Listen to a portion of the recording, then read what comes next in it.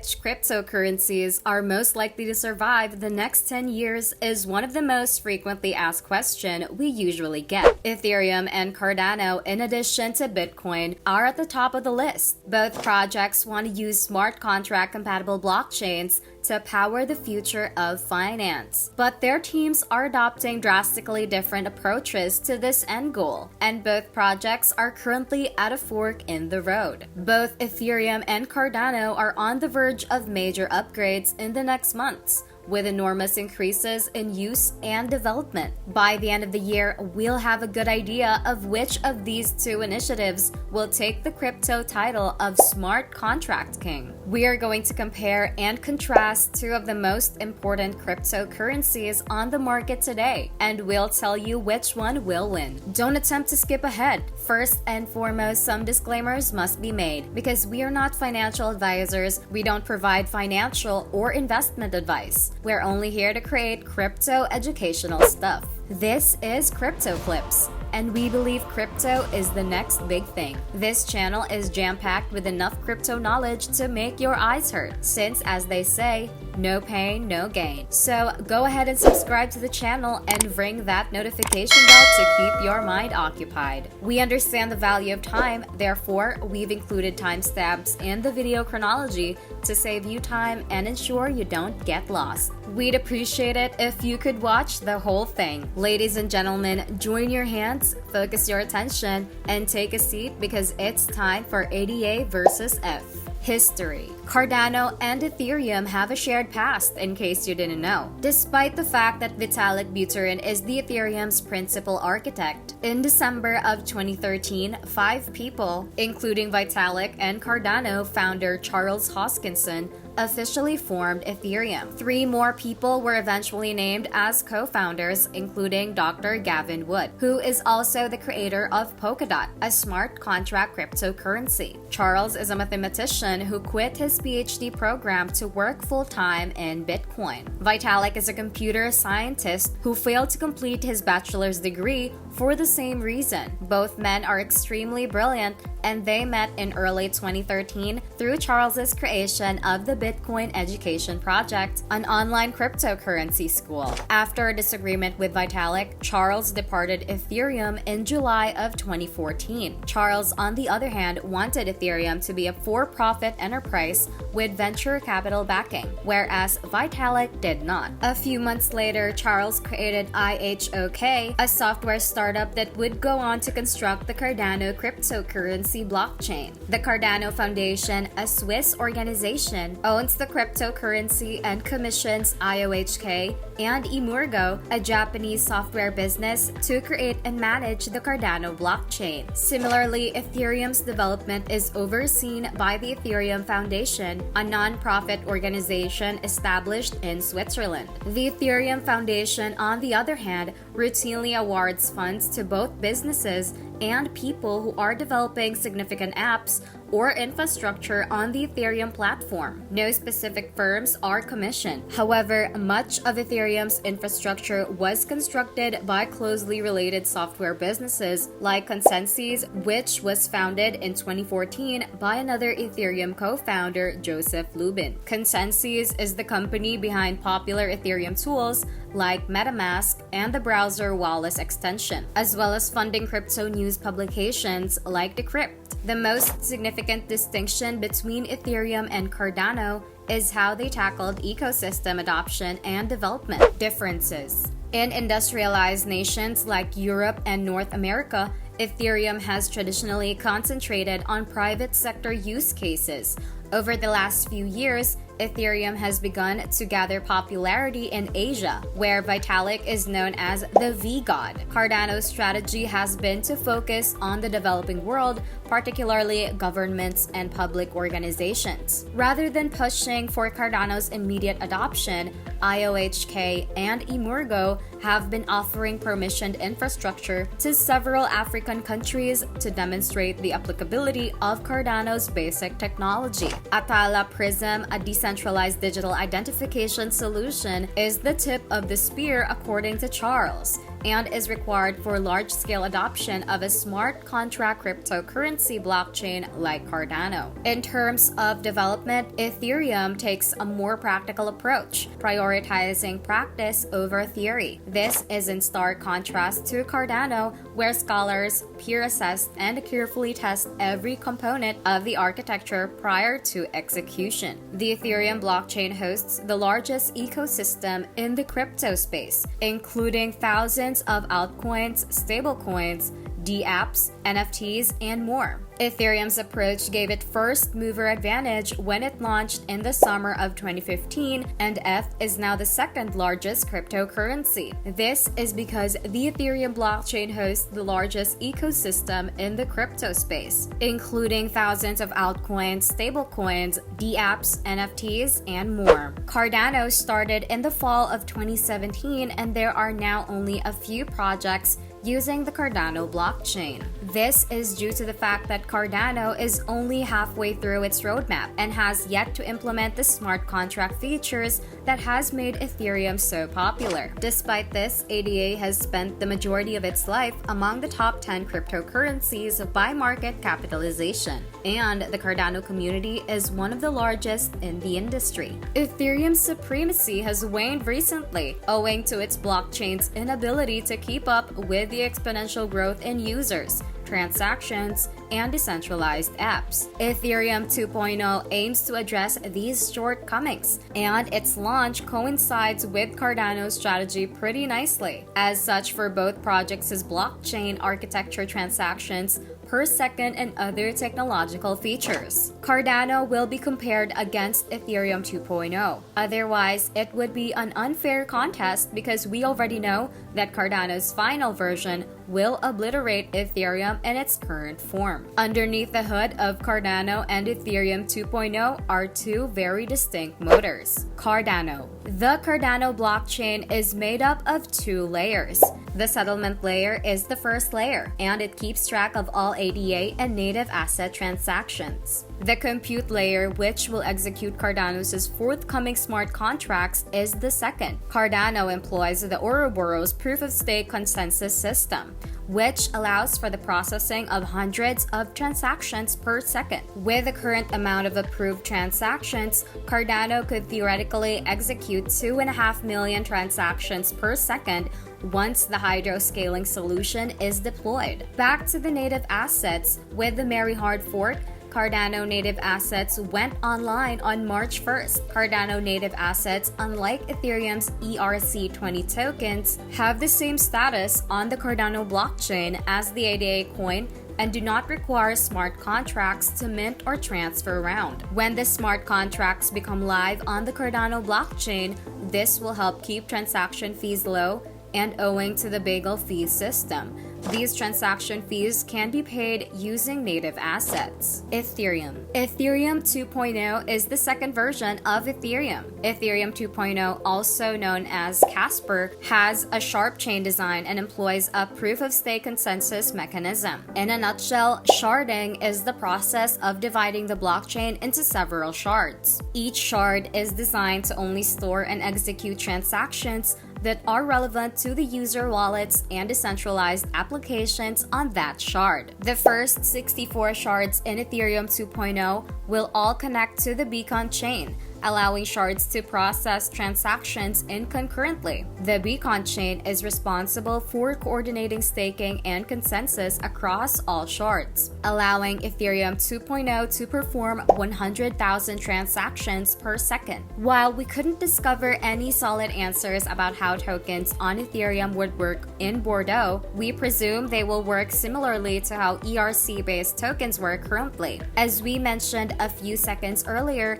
minting and moving ERC20 tokens necessitates the creation of and interaction with a smart contract, with ETH being used to cover any transaction fees. This can cause a lot of network congestion, but the trade-off is that once the token smart contract goes live, the developer of the ERC20 token is completely removed from the equation. On the other hand, the inventor of a native asset on Cardano appears to have complete control over the supply and transfer of the assets they intended, which can be both a blessing and a burden depending on the situation. This isn't a significant concern because ERC20 tokens can be converted to Cardano using the ERC20 converter, which is the closest thing to a bridge between the two blockchains. Cardano and Ethereum 2.0 have opposing rules and conditions when it comes to staking. The deadliest, the Yoroi wallets, may stake ADA using Cardano's 2,500 staking pools. It's worth noting that the Cardano blockchain does not allow for slashing. Staking benefits for ADAs are now at 4.5% each year, and there is no lockup or unlock period, so any state or delegated ADA can be withdrawn at any moment. Currently, 73% of all ADA is being staked,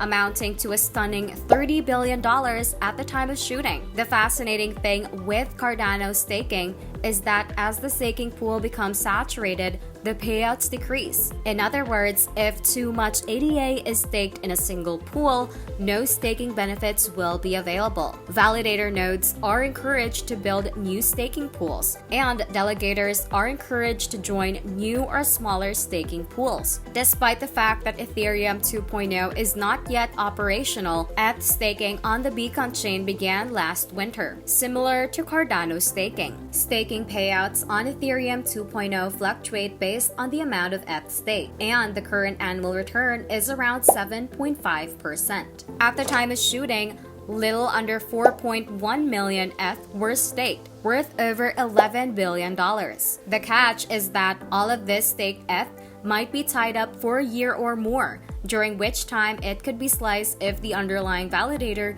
goes down or tries to corrupt the network. Although Cardano is the most decentralized cryptocurrency blockchain currently available, Ethereum 2.0 may be able to claim the title once it goes live. This is because, according to the most current data we could discover, Ethereum 2.0 now has over 78,000 validators. Crucially, Ethereum's proof-of-stake consensus is set up in such a way that larger stakeholders are forced to buy more hardware in order to execute transactions. This gives Ethereum 2.0 a new level of decentralization that we don't believe any other proof-of-stake blockchain has. Tokenomics. In terms of tokenomics, Cardano and Ethereum are also different. IOHK pre-mined 31.1 billion ADAs, and the Cardano Foundation sold little under 26 billion ADAs in 5 initial coin offerings between 2015 and 2016. These sales brought in about $80 billion in Bitcoin. IOHK, Emorgo, and the Cardano Foundation received the remaining 5.2 billion ADA. We attempted researching the wallet addresses of these 3 entities to see how much ADA they have today out of curiosity, but the answer appears to be 0. According to some reports, this ADA is being staked, which makes sense given that the Cardano Foundation routinely delegate ADA to smaller staking pools on the Cardano platform. ADA has a maximum quantity of 45 billion coins, in addition to a highly equitable distribution. The mechanism behind the remaining 13 billion ADA is outside the scope of this video, but the crucial point is that ADA's annual effective inflation is around 7%. Overall, ADA receives an A+ in tokenomics. The Ethereum Foundation pre-mined the first 72 million ETH coins in 2014. Later that year, 60 million ETH were sold in a public ICO for a total of around $18 million in BTC. The Ethereum Foundation received the remaining 12 million ETH and divided 6 million to 85 people who were working on Ethereum at that time. We were naturally curious about Vitalik Buterin's ETH holdings, so we did some research and discovered that at the time of shooting, he had roughly 333,000 ETH in his wallet, valued at around $900 million. If you want to check it out for yourself, we'll put a link in the description. On Etherscan, the Ethereum Foundation's wallet address is listed as FDEV, and it presently holds over 430,000 ETH, worth over $1.1 billion. The distribution of ETH is also good, but slightly less egalitarian than that of ADA. The maximum supply of ETH is infinite, and its annual inflation rate is around 4%. This is about the same level of inflation that Ethereum 2.0 is anticipated to have. Although it is unclear whether the ETH fee burn established by EIP 1559 at the summit would be carried over to Ethereum 2.0, if it does, ETH might become a deflationary asset. EIP 1559 gives ETH an A++ in tokenomics. Now, if you're wondering why all of this is so essential, check out the video on tokenomics, which you can find in the top right corner. If you've been following the charts recently, you'll notice that ETH has been on a tear. The explanation for this, from a macro perspective, is the overall movement of the crypto market. Usually, BTC is the first cryptocurrency to reach the moon, and the momentum spreads to ETH and other altcoins. BTC is approximately 3 times higher than its previous high, so it wouldn't be shocking if ETH followed suit in the coming months, bringing the price to approximately $4,500.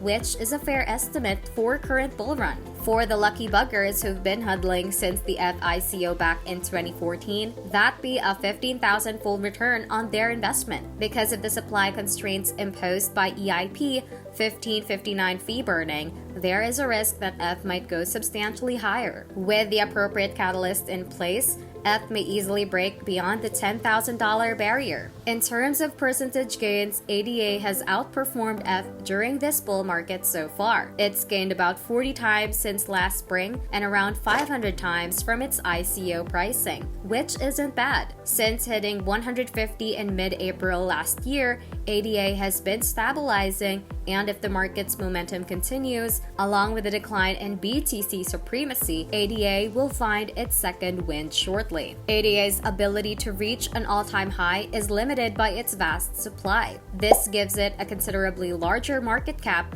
than it appears on the surface, implying that it will take more capital to push it higher. If the Cardano smart contract launch goes well with this summer, we could see ADA spike to $3 and possibly higher if Cardano's other agreements work out. We finally unpacked those, which is about time. We can't possibly cover all of the Ethereum and Cardano changes that have occurred in the recent few months, but there are a few that must be noted. Grayscale applied for an ADA trust with the SEC in January of this year, according to CoinDesk. Although this trust has yet to materialize, we believe it is only a matter of time before ADA is listed on one of the most popular cryptocurrency exchanges in the United States. Of course, we're referring to Coinbase, which listed ADA in March of last year. The fact that Coinbase is home to ADA's third most traded pair implies that Cardano is in high demand in the United States. A news piece published by Cointelegraph in early April drew out attention because it discussed how developers are brute forcing Cardano's native assets to generate NFTs. This is absurd because the mechanism for generating an FTC is not yet accessible on Cardano. More recently, IOHK revealed that they have formed an official partnership with the Ethiopian government to use an Atala Prism to construct a national database of student and instructor IDs. IOHK has also postponed the Alzano hard fork, which will finally bring smart contracts to the Cardano network until August. Meanwhile, Ethereum developers indicated that the docking phase of Ethereum 2.0 would be accelerated. For those who are new, the docking phase occurs when Ethereum is connected to Ethereum 2.0 and has a shard chain. This was supposed to happen after the other 64 photos had been created. While the details are still being worked out, this means that Ethereum will switch from proof of work to proof of stake as soon as October of this year, effectively eliminating Ethereum's present TPS, bottleneck, and expensive network costs. As if that wasn't enough, 4 Ethereum ETFs are now trading on Canadian exchanges. Visa also announced that it will use the Ethereum blockchain to test payment settlements in USDC. The Ethereum Investment Bank has issued 2-year bonds on the Ethereum blockchain, which might signal significant public sector use. Even with Ethereum's present incarnation's poor and pricey performance, MetaMask has experienced a 5-fold surge in users since last October, and this only touches the surface of what Cardano and Ethereum have been up to. We'll provide links to our previous videos on them in the description if you want a more in-depth look at their recent developments. In this bull market, Ethereum and Cardano appear to be in the last stretch, and both projects are neck and neck. Now, we'll tell you straight, we believe Ethereum will come out on top in this contest. While we agree with Charles Hoskinson that the first mover advantage isn't everything, there is no catching up to Ethereum at this moment. On a longer time scale, however, the effect appears to be rather different. Cardano is designed to be long-lasting, which is a concept that Ethereum is unfamiliar with. With as much success as Ethereum has had so far, there's no denying that it's been a rough ride. Rushing to proof of stake is the last thing a $250 billion blockchain should be doing. It has the potential to swerve millions of users off the ride. Still, there's no doubting that Ethereum's strategy has paid off so far, and it's becoming a popular investment vehicle, as well as a secure utility network among institutional investors. For these reasons, it shouldn't surprise us if an Ethereum ETF is approved before a Bitcoin ETF. As part of this plan, Cardano has chosen to play the long game, thereby skipping the full proof of work phase. The fruits of all those years of research and development are ripening and getting ready to be picked. Despite the fact that Cardano's launch was delayed, it has established a level of consumer trust that you simply don't get with a make-or-break cryptocurrency blockchains like Ethereum. Even while it may not mean much to Cardano today, the importance of IOHK's collaboration with the Ethiopian government cannot be overstated.